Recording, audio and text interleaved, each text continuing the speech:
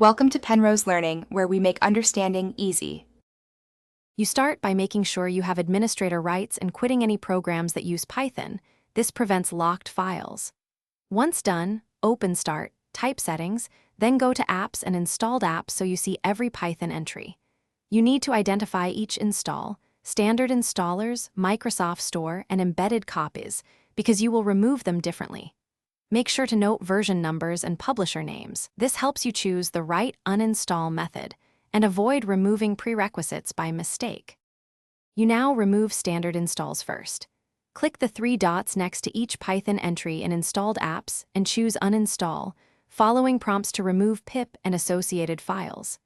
If a Python entry is a Microsoft Store app, open PowerShell as admin and run getapps package *python remove apps package to ensure complete removal.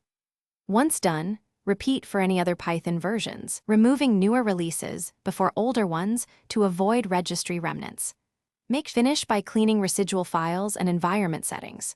You should delete Python program folders in app data and any /python directories, and then open System Properties environment variables to remove Python or pip entries from path. Once cleaned, restart your PC to clear locked handles.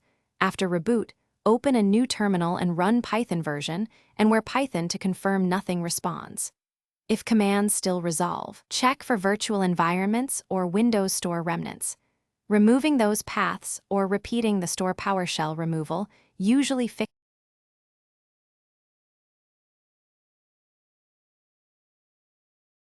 Thanks for watching. If this was helpful, leave a like and consider subscribing. See you next time.